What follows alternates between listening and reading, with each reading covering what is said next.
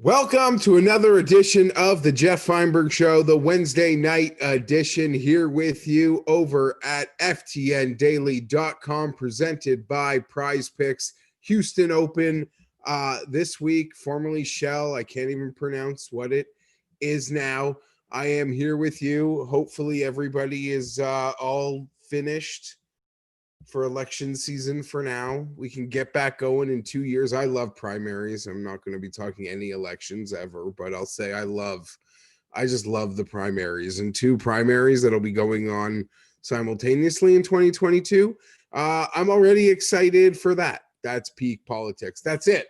Politics over, gone, done. Not even stupid jokes. Other than the fact, I will say, I assume Twitter was pretty bopping. It obviously was. My floor on likes when I mentioned Darren Rovell in a tweet is 100. That is the floor. That is the floor. When I insult Darren Rovell in a tweet, it's 100. It's 100 likes. That's the floor. So you could set me in any lineup anytime you want. When I'm going to diss Rovell, my engagement gets pretty high. That is standard for me. Houston, I haven't really tweeted my picks yet, although I've put out some content this week that has been on my Twitter feed. If you have seen it, you will know who I am picking for the Houston Open this week. Quickly, because the chat popped up quickly. Why do I hate Rovell? Why do I hate Darren Rovell? It's one of those really sad things where I can't even remember the germ of the hate. But I don't like phonies. That's really it. I don't like phonies. He pretends to be somebody he's not. That's all. That's all. He sells himself as something he's not, and that's it. I'll make fun of him.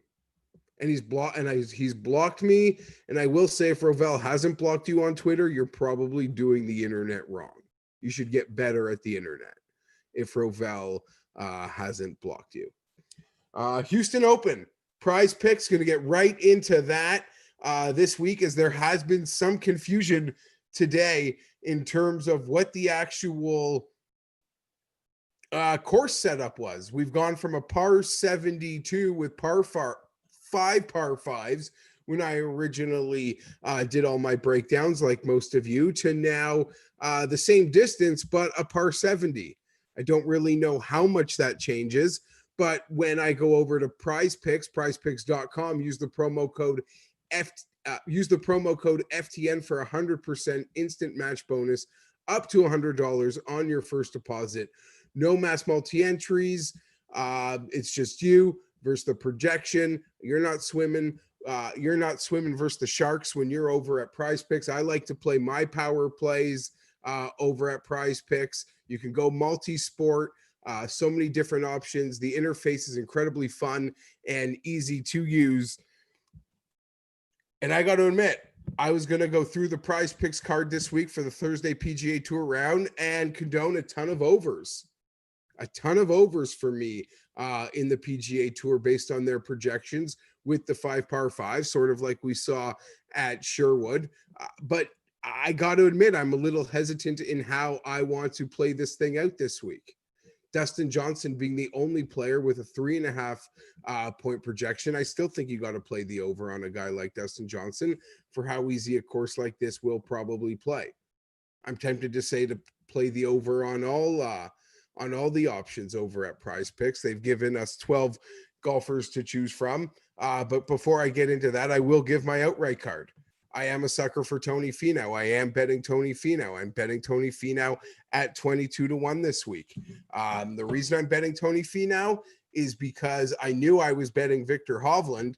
I've bet Victor at 30. And when I was doing all my research to make my hard case for Victor, even though the moment he put out, well, he doesn't tweet. He doesn't have a Twitter. The moment the Houston Open, I want to even say late last week, put out that Victor would be playing, I don't know. I just had this premonition he would be winning. And statistically, he matches up. And he sets up quite well for this place. And when trying to make the case for how much I liked Victor, I kept seeing Tony Finau's name in pretty much every metric that I was enjoying Victor stats. Tony, I don't need to be sold hard on him, but I was just in. I think it's a beautiful setup this week in Houston for Tony Finau. I'm not pleased with how popular I would say Tony Finau appears to be this week, but that's just the reality of the situation. He's amazing, and I think the price is fair, especially on an outright board. He shouldn't be the same price as Russell Henley. And I could argue he shouldn't even be the same price as Scotty Scheffler, even though I really do like Scotty Scheffler this week and understand why a ton of people are betting him. All that being said, he is the same price as Brooks Koepka, and I've played a head-to-head of Tony to beat Brooks Koepka. Brooks Koepka also coming in with a 3-point projection for his first round over at Prize Picks. I'm going to really get into Brooks when I'm joined by Skylar Hook from FTN Daily in just a few minutes' time. I know he's really high on Brooks this week. I'm not so high on Brooks. I got to just be able to break it down and find out whether it is just my complete. I am aware that I might have an anti-Brooks bias, but it's not so bad that I won't bet him. I'll bet him when I feel the spot is right. I bet him at St. Jude. He came second. We almost caught that, but I'm not feeling it for Bryce this week. That being said, I wouldn't really want to pick on his projection of 3 points at Prize Picks either. Tyrrell Hatton, he's coming in that 16 to 18 to 1 range and has a projection of 3 points over at Prize Picks for his entry in on Thursday Golf, first round. I would say with Tyrrell Hatton, I'm surprised he's playing this week. I understand why Dustin's playing. I understand why Brooks is playing. Hatton has just been in such a run of form, and he's acknowledged that he's never really played the week before the Masters. So why not give it a try? I like Hatton a lot at the Masters. I don't really know what to make of him in Houston. I expect that he'll play well. I don't think that's going out on much of a limb. If I had to fade any of the top guys this week, though, it would probably be Hideki Matsuyama. For no other reason than I just like him less than a lot of the other guys. That's really it. I don't have a ton to go on there. A lot of the Prize Picks options are usually the top golfers in the field. Continuing, I love Victor Hovland this week, Tony Finau, and also on my outright card, I bet Sung J M, who I would play the over on his 2.5 point projection for his Thursday round. Sung J coming in at 33 to 1, plays well in. I was there when he won on Bermuda at the Honda. I know it's a different type of Bermuda here, but good Florida golfer. Wind. His ball striking has been absolutely amazing. I just personally feel, well, I don't personally feel, his putter has abandoned him at times, especially when the ball striking has been elite. I believe those two things can match up for a guy like Sung Jae, and I think his price point this week is definitely worth the risk, and as is his 2.5 point projection. Sung Jae M, Victor Hovland, Tony Finau, and Siwoo Kim. Siwoo Kim, I played early. It was my first bet of the week at for the Houston Open. Played Siwoo, and that number just kept dropping. But in many ways, it makes perfect sense. He's he's been playing pretty consistent, especially for Siwoo. It's not so much of a first or last. There've been a run of real quality finishes, highlighted by a second or third at the Wyndham. But I believe this type of course works well for Siwoo Kim on this surface. I sense why he's incredibly popular. Adam Scott hasn't played in since his COVID diagnosis, and he was trying to get off the mat. I want to say at Sherwood, he's here for the first time. I like Adam Scott more than I like Brooks Koepka. Is that weird? I don't know. If one guy's going to drop out of an airplane and play for the first time in forever, you give me Adam Scott the majority of the time. I'll take Adam Scott. I could get into my whole Brooks Koepka rant, but I gotta just hold off because I'm going to wait for Skylar because I need things thrown back in my face the way Pat Mayo would. That's essentially why I need to hold off for just a minute. Russell Henley, incredibly popular this week. Makes a fantastic DraftKings play. I cannot bet Russell Henley at the numbers that he's being put up this week. I would rather have anyone in the 20s. I don't care. I don't care how well he's playing. That price does not match up for Russell Henley in this field. Watch, he's going to win. I also remember the Houston Open where Russell did win, where I didn't want to bet him because his price was a lot lower than I was willing to accept. So sometimes in events like this, you got to accept the lower number because the fields aren't that strong. But I think this field is way stronger than I certainly had anticipated. And there's plenty of reasons for that. One being a lot of guys are here. I was reading because the Masters isn't letting them on the course. I have no idea if that's true or not, because I've seen that contradicted in many places. But people claiming Bryson's been playing there and Tiger's been playing there. So I imagine if these guys are able to get out there, they certainly can. And I'll be back later in the program with my power play for Thursday night football. Thursday night football, I'll have a Prize Picks power play that I'm going to give closer to the end of the show. But if I could now, I would like to bring in my very first guest on the Geoff Fienberg Show. We've been doing this for 3 weeks. I've held off on having guests. I knew I've wanted to bring on guests. Just sort of doing a whole feeling out process for myself in many ways on how it might play out. But it is time. It is definitely time. The Masters is next week, and I'll just throw it out there. I'm feeling quite a bit under the weather. And I think when you say that now, it means like something else, but I don't believe that. I know exactly what I have. I'm just a little congested. That is all. So I like that I can have a guest. So when he talks, I can take a sip of water because that's what I need. Skylar, welcome. Thank you for joining me. Of course, Geoff, it's an honor to get on the show with you. I've been looking forward to this opportunity, and I can just feel the pent up emotion in your opening there and just holding back every ounce of energy for this Brooks argument. So I'm excited. Yeah, no, it's not so much an argument, and we'll get into it.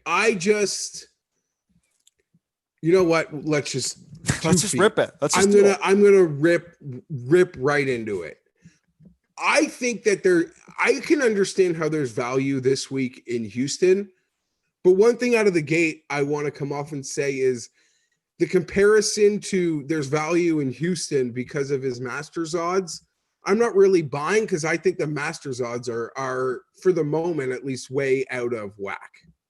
And I think that's fair to say. I mean, if any situation happens where the odds are quite the disparity between 2 weeks that are such close, I agree that one of them has to be wrong. And do I think that 18-1 is the right number with the Brooks that we have seen recently? I'm not biased enough to say that. I think that's, of course, major performance that hits into that, but at such a field discrepancy, and with me anticipating the form that I expect him to come in based off of, again, hearsay out of his mouth due to the injury that he has, gone circles around over the last year.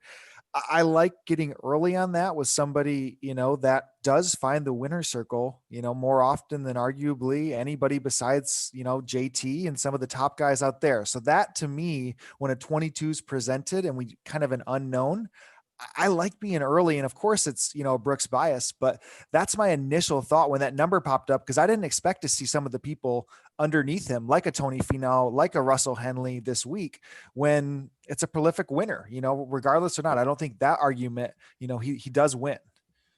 100%. And I think without a doubt, if he gets to Sunday versus a Finau, versus a Henley, versus a Matsuyama, he is no doubt the chalk in that situation.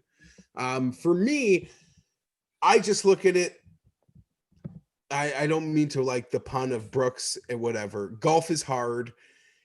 The Masters is next week. There's so many intricacies to being winning on the PGA Tour and feeling right. Whether, I don't know, getting handsy with your chips. There's just so many things that the course fits. There's so many things that make sense, but I don't know that I want to back someone who hasn't played in so long with such a big event coming next week where the mind could certainly be wandering. Yeah, I think it's fair. I guess where I will come back to you at is it just the sense of others looking ahead that lets you buy into Finau, who of course we know has had those Sunday struggles in the past, where I love Tony Finau. I think he's phenomenal, but to look at, even when 2019 was one of Brooks's, as big of down years as you get, he still had three top three finishes, five top two finishes last year compared to, Finau with only two in the last 2 years. So I think that's a little intriguing just to hear you on Finau, yet bash the Brooksy side of it. I think it's fun. Absolutely. That's all part of it. That's all Yep. part of it. I can't say I'm betting Tony Finau and insulting a Brooks Koepka bet based on their win equity and that not be thrown in my face. Yeah. And I don't think Finau is better. I just think he's better set to win, to have a better 4 days in Houston.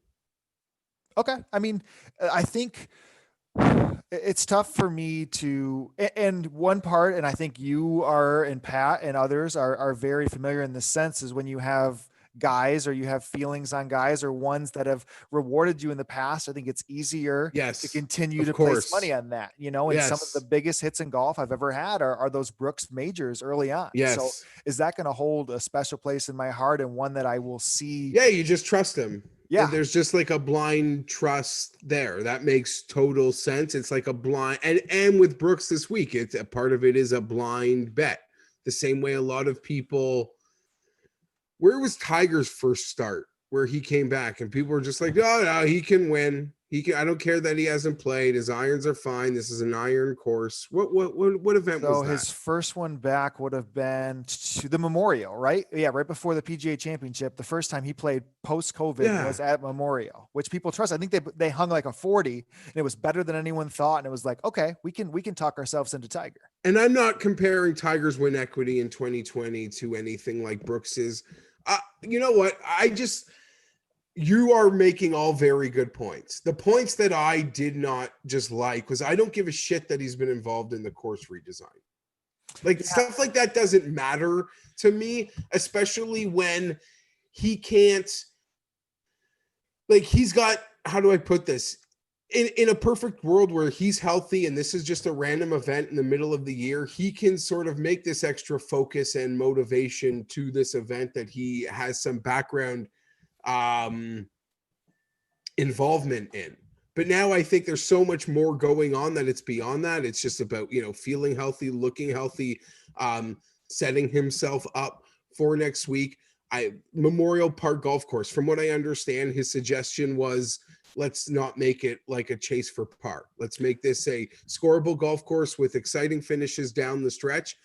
I just don't think there's anything he can know about this place that these guys don't pick up in a day and a half of practice rounds. So that was just sort of one thing that really bothered me. It's involved in the redesign. I don't know. The guy hasn't played competitive golf in X amount of weeks. So I don't really care where the event is per se, on a course that I don't think any of these guys, from a Russell Henley to a Siwoo to Denny McCarthy, are going to have trouble having birdie opportunities.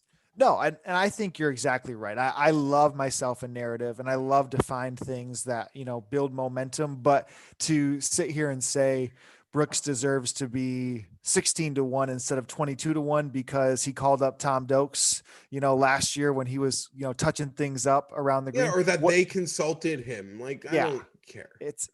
I do actually, though, what I respect from what I understood is his involvement of what he wanted to do was around the greens, instead of just give bunkers that are just the easiest play for a PGA Tour pro, that to get rid of the bunkers and make it tight lies around the green, freshly mowed, which his short game can be among the world's best when it's on, but it's not always that consistent. I kind of respect the fact that he wasn't like, just live under par life. Let's make this easy for all of us out there. He was ready to challenge it. And I hope that takes on, this week. And that is the Brooks I love, the dog mentality, the one that, even though I think he was completely right when he was just saying he messes with people with his mentality. That's a little, for people that aren't as bought in on Brooks. It's probably like a little, someone would say maybe beta instead of the alpha that I kind of like to see of him. But just when that big dog comes out late in the Masters or late in the major, I just love that golfer, which, to me is arguably the number one in the world at his peak compared to others that are way more consistent, so much more consistent. And it's your golf is hard argument is completely fair to make. He It is doesn't make like, sense. I honestly look at him like just an incredibly more talented Patrick Reed. Like just the win equity, the big events, like he just cherishes it. Well, he can look at you and you're like, I don't like, you could just sense not so much a fear. I don't think anyone is like fearful of hitting a golf shot, but he could just sense it in guys he's up against that he is more man for this moment in like a Patrick Reed. He's just like away, not to even Reed's amazing, but he's just a super elite talent that Patrick Reed just, there's nothing Patrick Reed could do to be a ceiling golfer that Brooks Koepka is. I don't want to turn this into like me being an anti-Brooks thing either. I don't think he's going to have a bad week. No. It's just like the winning thing that I just think it's so hard. Yes, we saw Adam Scott do it at Riviera this week, but that wasn't off an injury. That was just off just a layoff, leisure. And he historically doesn't play a ton anyway. So I don't like that comparison. And I agree with you. I think the winning score being what the winning score is going to be, I have a hard time seeing him getting there in his first event. Now, what I do see, and if you have Masters tickets or futures and props or things that you've parlayed it up with, whatever have you, or you just want him to win the Masters, I do think we're going to get he's going to play 4 rounds. He's going to play well. And I think we're going to get one real low steamer that's going to make it feel like everything's okay.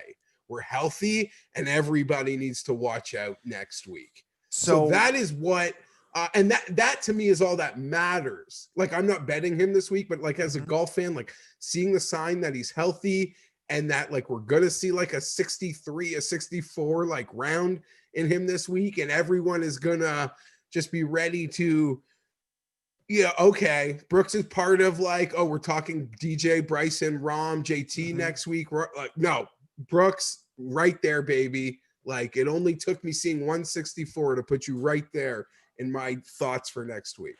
Yeah. And that's where I think arguably the theme of the week is pretty intriguing, because I think we have 37 or 38 golfers in the field this week that are also going to Augusta. And it is little things like your point, a good stretch of 18 holes or even a back 9 on Sunday that might trigger that's someone like Brooks or, and that's what, Pat does so well. That's what all of us analyze, where the markets may not, reflect what we see in an eye test or in just reading through a score on a weekend. And that's kind of why I like so many people are here this week and playing next. How many times when you're putting together your write-ups or your narrative to like a guy, are you clinging to, yeah, he finished like 28th last week, but did you see that Sunday 65? Like, so yes, I think we'll have a lot of that potentially next week. Although granted, I don't know what you're making of it. I don't think it matters in breaking down Houston at all, but the organizers have acknowledged they can't make this a typical Masters, not a typical Masters, but we know in the past, Houston has gone to great lengths to accommodate being a pre-Masters tournament with some of the around the green situations, whether it be the weather or the new course. They have acknowledged to the players that they can't really accommodate any of that this week. Yeah, and that is a bummer being at a new course with that. I mean, the shaved greens that we saw in previous years, the Houston Open, is something that, at least brought an angle that you could prepare for Augusta. But also, I guess, if you think about it in a way that you just want to go out and find form, you want to play the best you can for 4 days and feel like your game is at the top shape when you go to Augusta, maybe that sense of a focus is now just straight on the line. And I don't want to take a narrative that anyone's coming here to not compete or to not win. I think that might be taking it a little bit too far. But, if they can focus on getting tuned up for Augusta, I mean, that is the reason why DJ and Scott are coming off of a COVID break and not just showing up at the Masters, is because they need to shake the rust off, find some form. And I'm interested to hear what you say. I know you brought up Scott on a layoff, and even, you being one of the biggest DJ fans out there, how do you think they come off of this type of break? Do you have any worry in that sense? I do have a worry. You see, like in sort of this outright bubble that I'm in, DJ at this point, you just like, I don't even look at them. Oh, like I see like a number that's got only it's a 3-digit number, and you Yep. just like, you quickly don't even want to start there. So you respect how good he is, but you just quickly hope he plays poorly. Yep. Dustin, it's different from Brooks because you don't really feel like you need to see it as much because you're confident, like there's a health factor you're not worried about. Yep. But I think all these guys, they have next week in mind, but they're teeing the ball up on Thursday to win the golf tournament. Yeah. And no. some of them will shoot like an opening 1 over and make the cut on the number 2 over, and they'll be in their head like, okay, we're maybe working on things on Saturday and Sunday.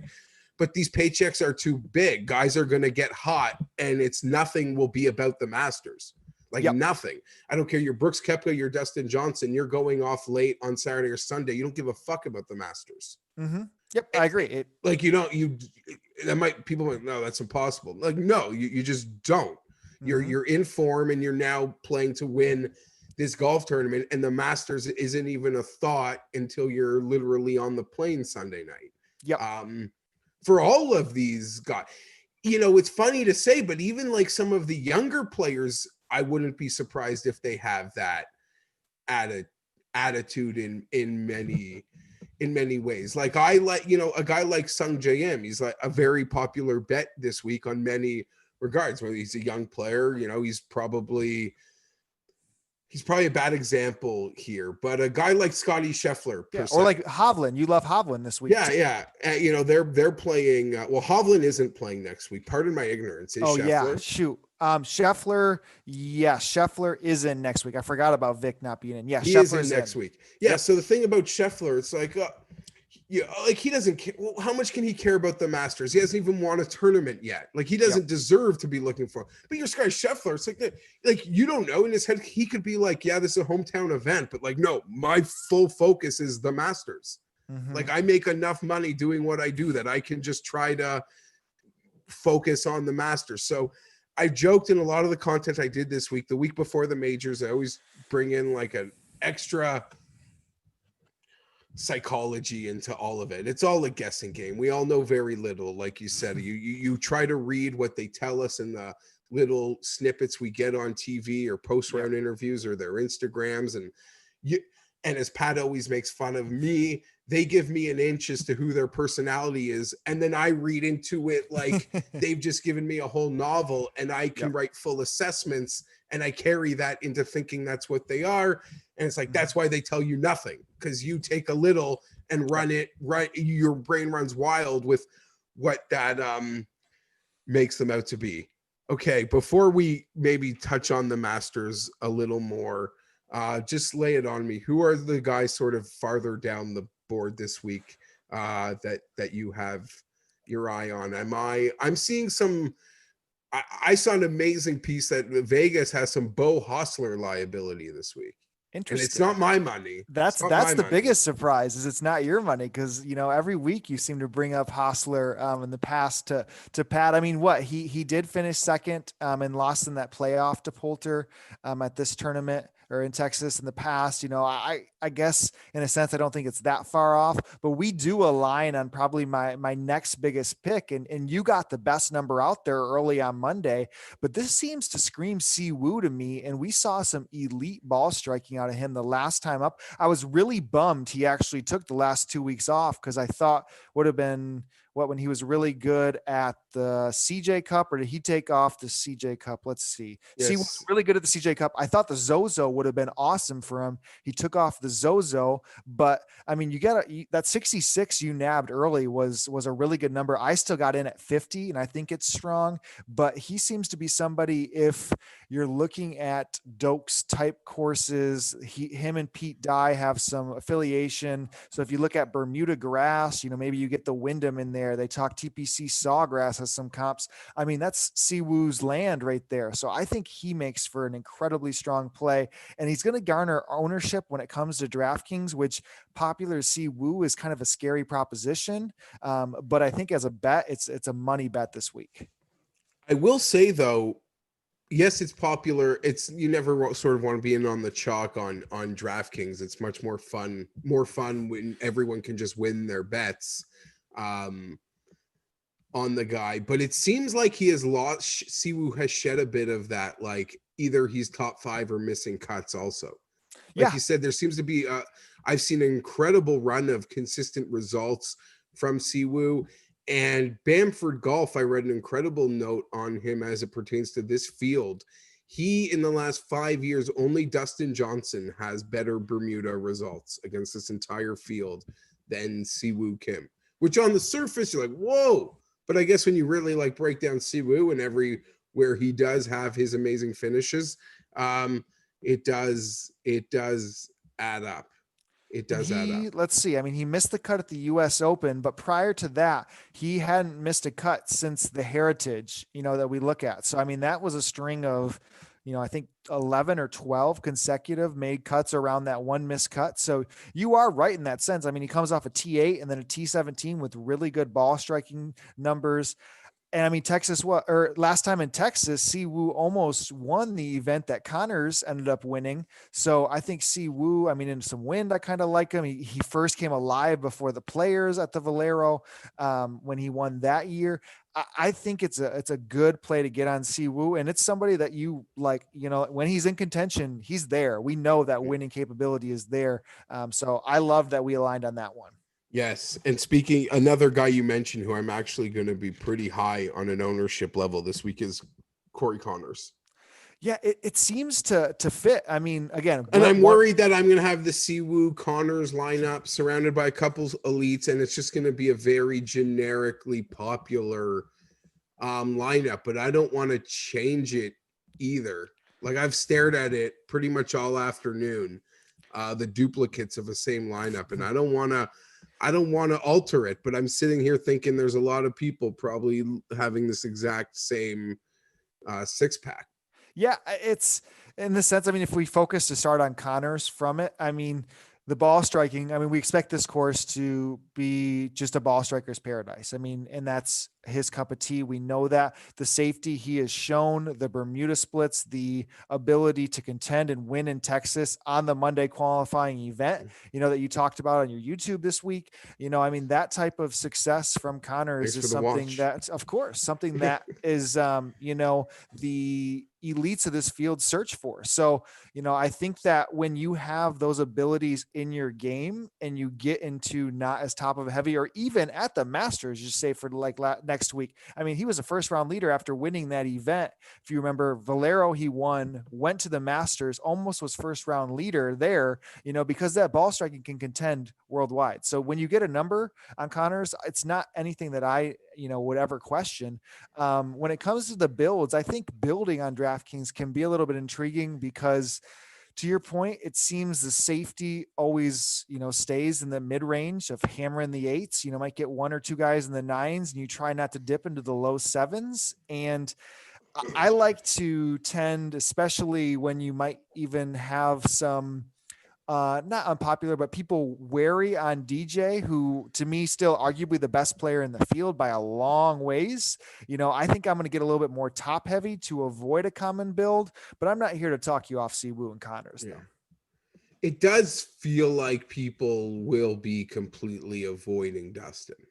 Mm-hmm. And they're playing your boy Tony for who's more expensive than Brooks. Like it's an interesting thought process in a peer-to-peer game like that.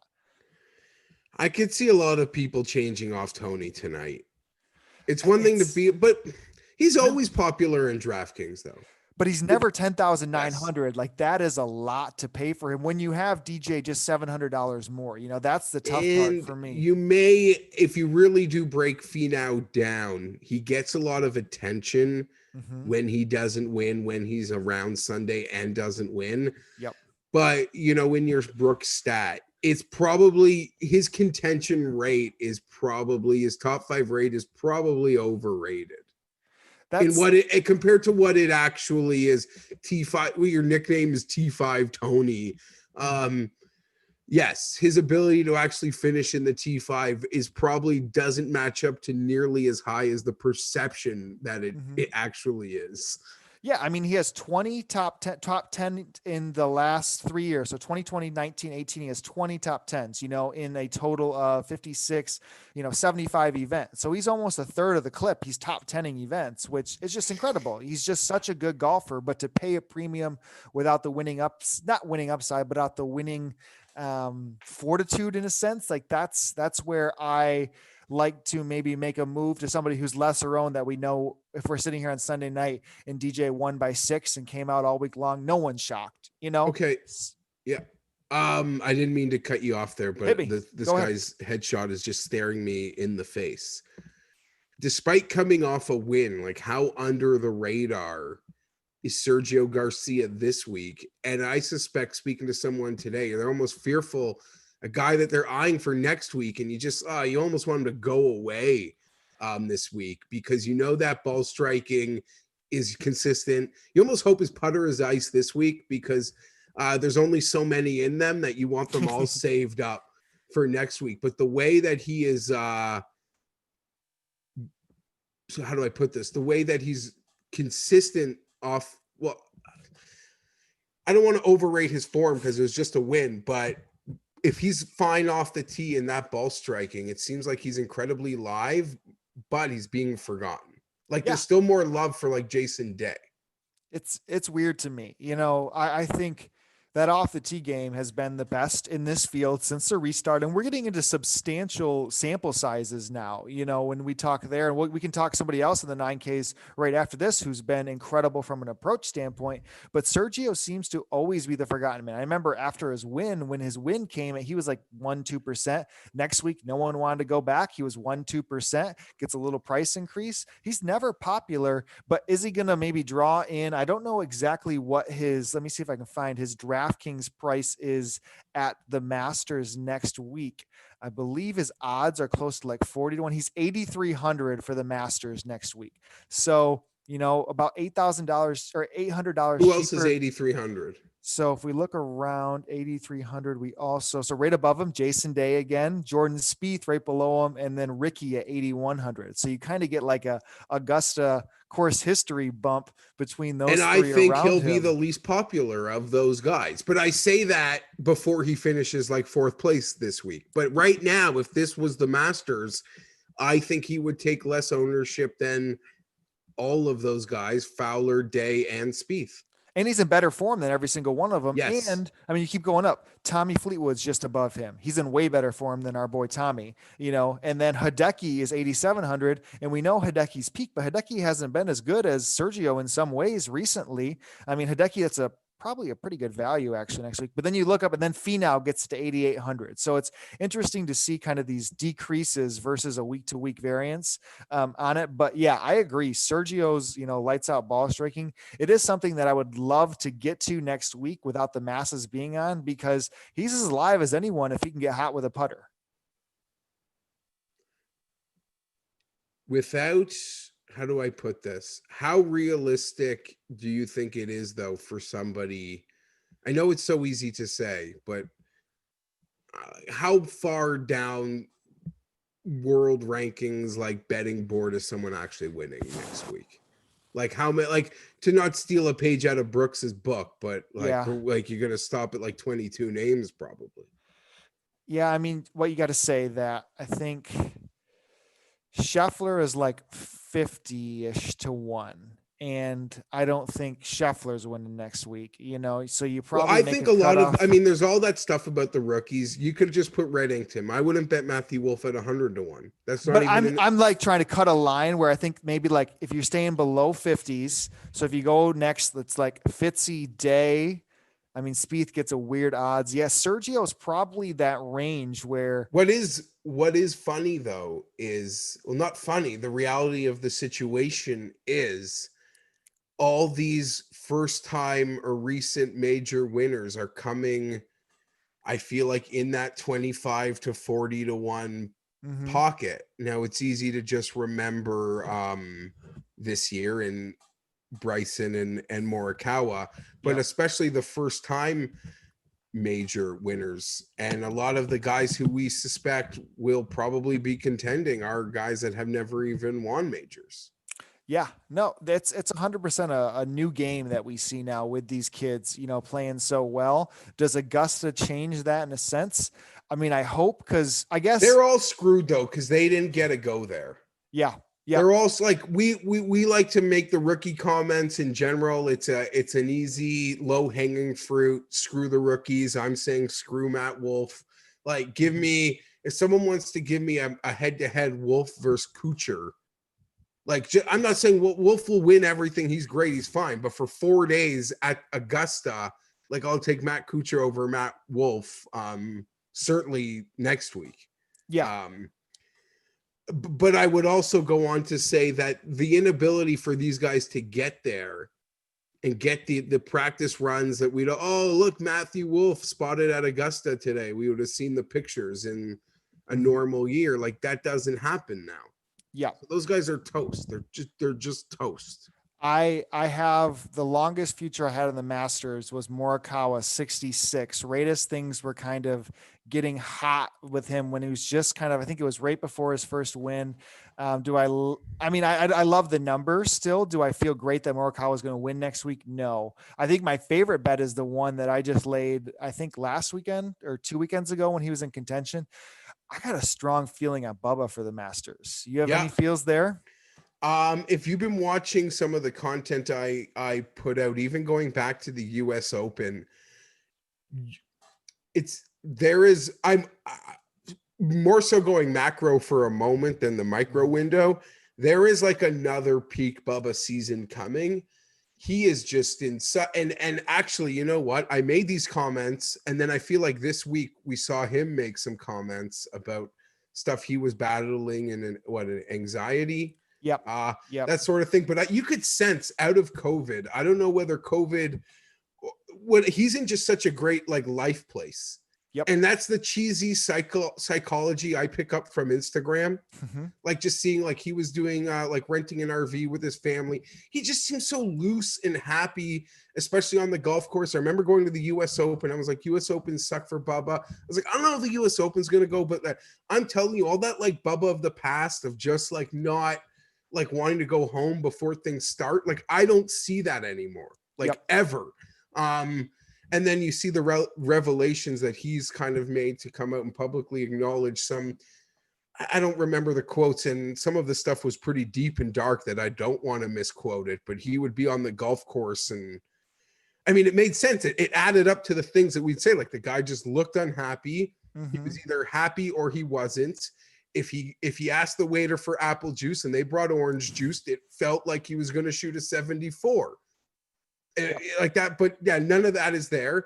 And he seems like he's in a great place. And we know Bubba at courses at which he likes. And even to the extent that we didn't have much to go off of Bubba for Sherwood, when you broke down the layout, he Mm-hmm. became instantly very popular. Yep. I mean, on top of being good out west in California, what have you, he became instantly popular because you saw how that place played. And you're like, no, this place works for Bubba. Mm-hmm. And he had a great week. And I don't see why Augusta doesn't. It works perfectly for him as well. I expect him to have a great week. My Masters positions have been so strong. I haven't looked at the board because I don't even want to bet more money on it. But let me ask you, like, I'm totally naive to the subject. What was the number you bet, and what is even the number now? Yeah, so the number 2 weeks ago, as he was heating up at the Sherwood, there was one book in the States that still had a 60 on him. Yeah. So a 60 was out there, but a majority of books were 40. And I was okay with the 40 on that day too. Now he is down in the 28s, Wow. maybe at Yeah. max 33s you can Wow. get, but that number is not going to go away now. I mean, he's fourth, seventh, the last two events. Even at the US Open, to your point, that 31st had some incredible ball striking, since the restart. Bubba finishing 31st at the US It's like Open, a though, it's like a that's top like a five. top 20. Yeah, it's like a Yeah. top 10. Like, Yeah. okay, that, like, yeah. Mm-hmm. Um, So that's I'm surprised it is that low, but I shouldn't be surprised because although I don't think I'm betting them next week, I don't have futures on them, and as I've said, my money is made. But people are going to be going. People as crazy as me will be going to the window with Fleetwood and Finau tickets and passing up Bubba at like the same price. and it happens. I mean, they don't have the Bryson futures that you put in your will, that you've been carrying on for this whole I year. would That on I yeah, we made it, but I was would unbelievable. hope if I was, God forbid, something horrible had happened to me and I could get out like a minute's worth of words to my wife, I would let her know the account password where the Bryson futures are sitting. Yeah, Like that was an like all there'll be time. other pertinent information I think I would need to pass along, but I would do my very best to make sure, like, if you need help, talk to Pat. He has the passwords or something. Like I don't know, but yes. And I've joked a couple. I don't know. That's what we've never had futures like that before. No, We've I had mean, guys like, and they've won. Funny, a Woodland, yep, the a Willett Willets. that Yep. you're over 100, and then you get to the week and you're 60, and you're like, oh, I really like my number. I'm betting it. I got double, but like start thinking you can win. I've never got taken a number from a mid range, and then we get to the tournament, and that guy is the favorite. Yeah. I can't wait to see him next week. I cannot wait for it. What are you expecting? Just I think he's going to blitz him. I think he's going to win, in that sense. If I'm, gun to my head, it's not a hard pick to say with the tournament favorite is going to win, but that way the wing so good. It was so incredible how he solved that week. It was over, in that back nine Saturday when he, in that sense, like, I mean, Wolf was still even leading by a stroke going into Sunday, but like, I think it was like 3 strokes. Yeah, you could just, it was, yeah, you're right. You could just feel it. It was just unbelievable. Brooks bogeyed 18 though on Saturday. It really annoyed. I saw Brooks. Bryson bogeyed 18 Saturday. Kind of annoyed me, but whatever. But I mean, just the tick for tack, the Eagles on 9 that they traded, like that. I mean, it was just so good. So like that type of, revelation in the game is just so fun to watch, and the angles he's going to take, next week. But I do like, how do I put this? There's so much being made of what he can do. But can these other guys not unleash it also? Justin, Dustin, Rom, Brooks, even Finau. Like, aren't they all gonna just be like Bubba? Aren't they all just gonna be going like full bear at this place next week? You'd imagine so, yes, but I don't know if, and not we, I guess others, mock the work that he puts in advance of the scientists mold. And I think the preparation of how he's going to attack next week is better than what other golfers is. I think other golfers show up and think they can do this and have done it in the past, and to me, I think he's going to try things that are different than what those guys definitely could do. Would I say in April maybe those guys all are following suit? Yeah, if it comes out successful, I do. And I think the separation of his game that doesn't get enough credit, and I think us who are so dialed in see it, but I mean, he's a top 5 putter in the world too. When you have a top 1 driving game in the world and a top 5 putting game, you're going to win majors. And that's the thing that I don't think he gets enough respect for. Like Denny McCarthy's the best putter in the world. 99% of the time you're seeing Denny McCarthy on TV, it's because he is making a putt. Yep. It's like, oh, let's shoot. Oh, Denny's making a putt. Denny doesn't contend enough to see the full picture. Bryson, we see so much of him. So we see all the 5-foot misses. Mm-hmm. Like, we just see more of them because there are so many more opportunities and he's contending more. Yep. But so you get, people have this impression that he isn't as good of a putter that he is. And that's something you always try to just bash home, that like he is in a world-class putter to go along with everything else about him. And that is a differentiating factor. That's why anytime you do a write-up on Justin Thomas, if he putts, he wins. Yep. Of all those big boys, it's not even close. He's by far the worst putter. For sure. It's not even close compared to all of those guys that at least we all probably universally agree are the super elite class.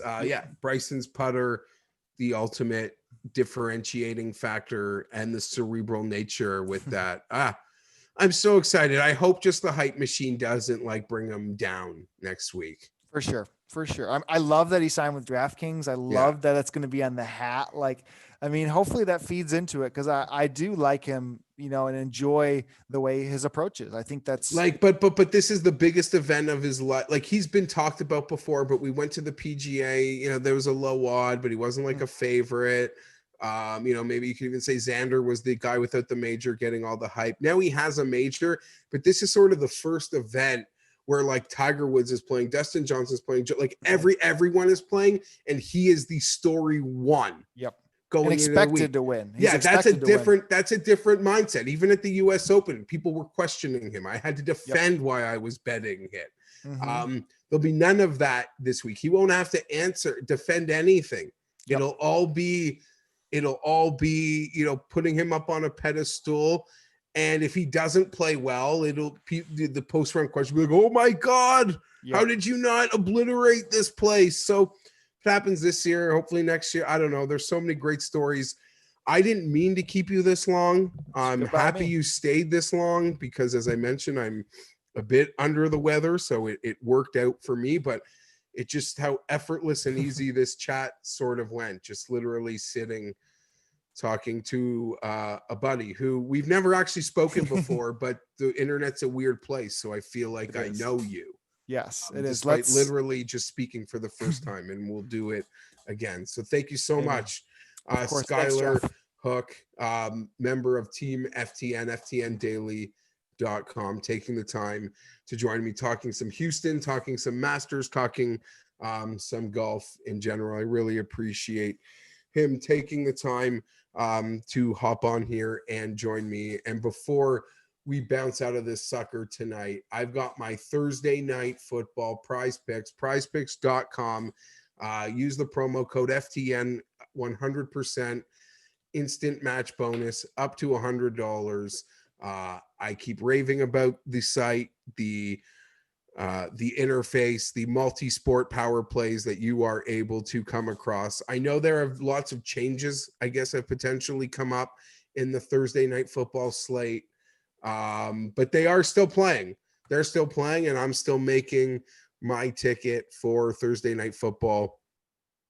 Aaron Rodgers, I'm playing the over on my power play projection of 22.8 points.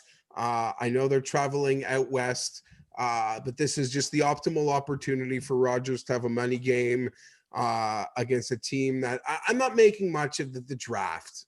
That was so long ago, but Aaron Rodgers, he keeps a notebook about everyone that's ever said anything about him ever.